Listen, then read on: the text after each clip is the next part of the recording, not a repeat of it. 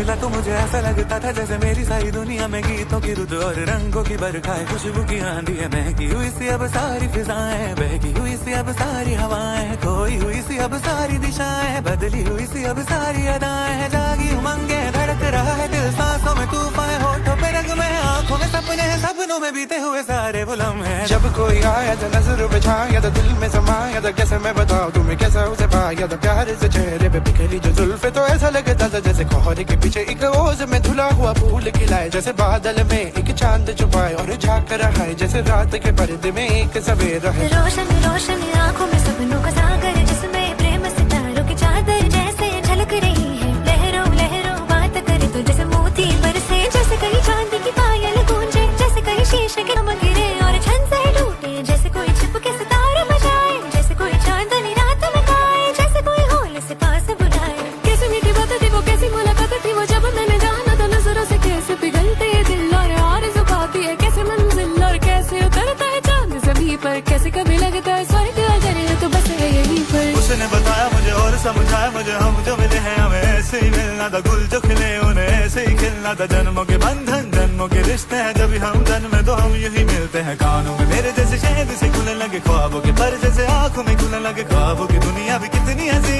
और कैसी रंगी थी, ख्वाबों की दुनिया जो कहने की थी पर कहीं भी नहीं थी। ख्वाब जो टूटे मेरे, आँख जो खुली मेरी, होश जो आया मुझे, मैंने देखा मैंने जाना वो जो कभी आया था।